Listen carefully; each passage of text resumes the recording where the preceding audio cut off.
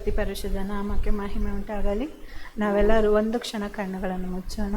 Hallelujah. Stotram Stotram. ಪರಿಶುದ್ಧರಪ್ಪ ದೇವರೇ, ಈ ಸಮಯದಲ್ಲಿ ರಾಜನಪ್ಪ ದೇವರೇ, ನಿಮ್ಮ ಸಮ್ಮುಖದಲ್ಲಿ ಬಂದು ದೇವರಪ್ಪ ನಿಮ್ಮ ಬಗ್ಗೆ ಧ್ಯಾನಿಸುವಂತೆ ಕೊಟ್ಟಿದ್ದ ಕೃಪೆಗಾಗಿ ಕೋಟಿ ಕೋಟಿ ಸ್ತೋತ್ರಂ. ಪರಿಶುದ್ಧರಪ್ಪ ದೇವರೇ, ಈ ಸಮಯದಪ್ಪ ದೇವರೇ ಧ್ಯಾನಿಸುವಾಗ ರಾಜನಪ್ಪ ದೇವರೇ, ನಿಮ್ಮ ಪವಿತ್ರ ಆತ್ಮನ ಬಲವು ರಾಜನಪ್ಪ ದೇವರೇ ನನ್ನನ್ನು ಬಲಪಡಿಸಿ ಅಪ್ಪ ನಿಮ್ಮ ಕೃಪೆಯಿಂದ ತುಂಬಿಸಿ ದೇವರೇ, ನೀವೇ ನನ್ನ ನಡೆಸಿ ತಂದೆನಪ್ಪ. ಎಲ್ಲವನ್ನು ನಿಮ್ಮ ಕರಗಳಲ್ಲಿ ಒಪ್ಪಿಸಿಕೊಟ್ಟು ಪ್ರಾರ್ಥಿಸ್ತೀನಿ ನನ್ನ ಪ್ರೀತಿಯುಳ್ಳ ಸ್ವರ್ಗೀಯ ತಂದೆ, ಆಮೇನ್.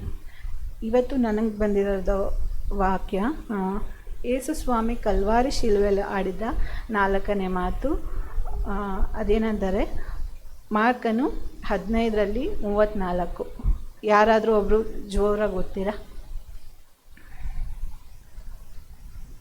ಮಾರ್ಕನು 15:34.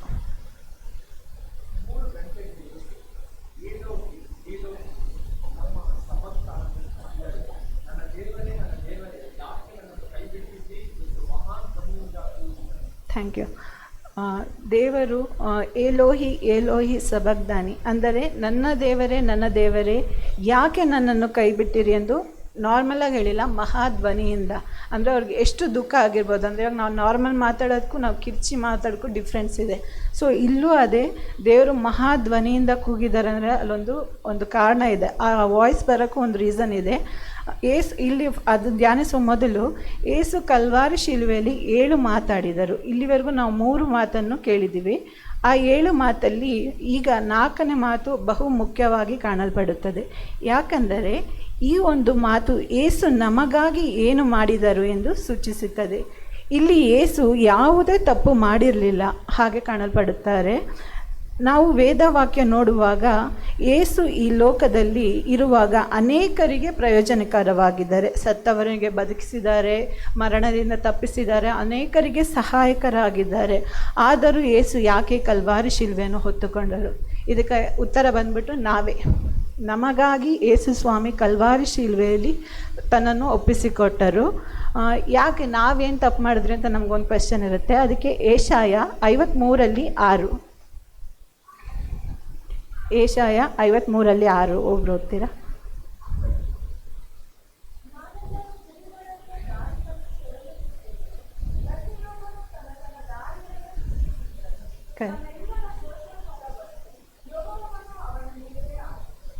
ನಾವು ಹೇಗಿದ್ರೆ ಅಂದರೆ ನಾವೆಲ್ಲ ದಾರಿ ತಪ್ಪಿ ಕುರಿಗಳಾಗಿದ್ವಿ. ಒಂದು ಕುರಿ ದಾರಿ ತಪ್ಪಿದ ಅದಕ್ಕೊಂದು ಪನಿಷ್ಮೆಂಟ್ ಅನ್ನೋ ಒಂದು ಯಜಮಾನ ಏನು ಮಾಡ್ತಾನೆ, ಅದಕ್ಕೊಂದು ಪನಿಷ್ಮೆಂಟ್ ಅನ್ನೋದು ಕೊಡ್ತಾನೆ. ಸೊ ನಮಗೂ ಒಂದು ಪನಿಷ್ಮೆಂಟ್ ಆಗಬೇಕಾಯ್ತು. ಆದರೆ ನಾವು ಪನಿಷ್ಮೆಂಟ್ ಇಲ್ಲದೆ ಇಲ್ಲಿ ನಿಂತಿದ್ದೀವಿ. ಆದರೆ ನಮ್ಮ ಪನಿಷ್ಮೆಂಟ್ ಯಾರು ತೊಗೊಂಡ್ರು ಅಂದರೆ ನಮ್ಮ ಎಲ್ಲರ ತಪ್ಪುಗಳನ್ನು ಏಸು ಸ್ವಾಮಿ ಸ್ವೀಕರಿಸಿದನು. ಇಲ್ಲಿ ಏಸು ಯಾವುದೇ ತಪ್ಪು ಪಾಪ ಏನು ಮಾಡಿಲ್ಲ. ಏಸು ಅವರ ಜೀವಿತದಲ್ಲಿ ಯಾವುದೇ ತಪ್ಪು ನೋಡೂ ಇರಲಿಲ್ಲ ಅಂಥ ಮನುಷ್ಯನು. ಆದರೂ ಇದನ್ನು ಒಪ್ಪಿಕೊಂಡನು. ಯಾಕೆ ಈ ಕಲ್ವಾರಿ ಶಿಲುಬೆಯಲ್ಲಿ ಜಡಿಯಲ್ಪಟ್ಟನಂದರೆ ಅದಕ್ಕೆ ಮತ್ತೆ ಉತ್ತರ ನಾವು. ನಮ್ಮ ಪಾಪ ನಿಮಿತ್ತವಾಗಿ, ನಮ್ಮ ಪಾಪ ಕ್ಷಮಿಸಲ್ಪಡೋಕ್ಕಾಗಿ, ನಮ್ಮ ಸಂತೋಷಕ್ಕಾಗಿ ನಾವು ಯೋಚಿಸ್ಬೋದು ಇದಕ್ಕೂ ಮತ್ತೆ ದೇವರು ಕಲ್ವಾರಿ ಶಿಲುಬೆಯಲ್ಲಿ ಆತನನ್ನು ಕೈ ಬಿಡಲು ಕಾರಣ ಏನು ಅಂತ. ಇಲ್ಲಿ ನಾವು ನೋಡ್ಬೋದು, ನಮ್ಮ ನಿಮಿತ್ತವಾಗಿ ಏಸು ಕ್ರಿಸ್ತನು ತಂದೆಯಿಂದ ದೂರವಾದನು ಅಲ್ವಾ. ಅದೇ ರೀತಿ ಇಲ್ಲಿ ಏಸು ಹೇಳ್ತಾರೆ, ದೇವರೇ ಯಾಕೆ ನನ್ನಿಂದ ದೂರವಾದ್ರಿ ಅಂತ. ಅದಕ್ಕೆ ಏಷಾಯಲ್ಲಿ 59:2ನೇ ವಾಕ್ಯ.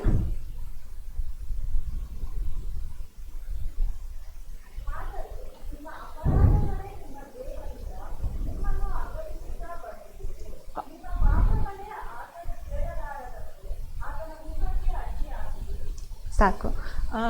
ಆದಿಯಲ್ಲಿ ನೋಡಬೇಕು ಅಂದರೆ ನೋಡ್ಬೋದು, ಆದಾಮ ಏವಳನನ್ನು ದೇವ್ರು ಯಾಕೆ ಬಿಟ್ಟರು ಅಂತ. ಯಾಕಂದರೆ ಅವರು ಪಾಪ ಮಾಡಿದರು.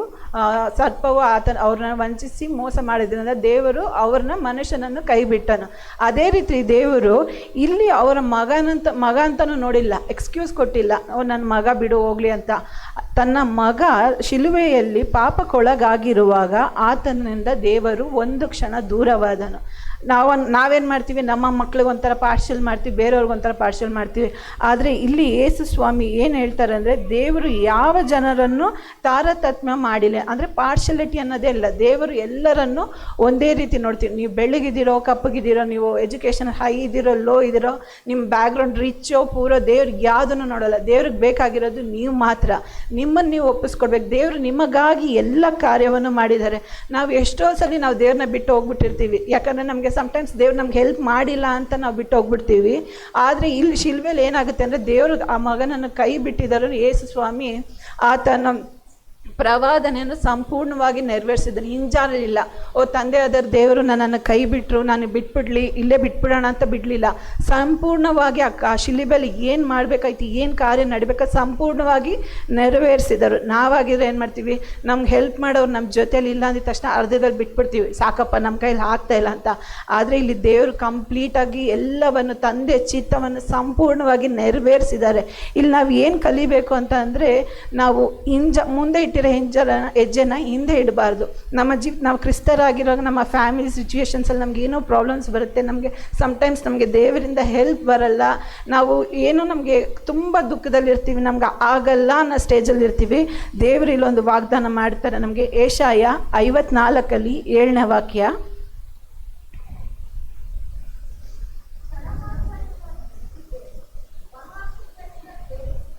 ಹೌದು, ಸಮ್ಟೈಮ್ಸ್ ದೇವರು ನಮ್ಮನ್ನು ಆ ಕ್ಷಣ ಮಾತ್ರ ಬಿಟ್ಟಿರ್ತಾರೆ, ಆದರೆ ನಿರಂತರವಾಗಿ ನಮ್ಮನ್ನು ಬಿಟ್ಟಿರಲ್ಲ.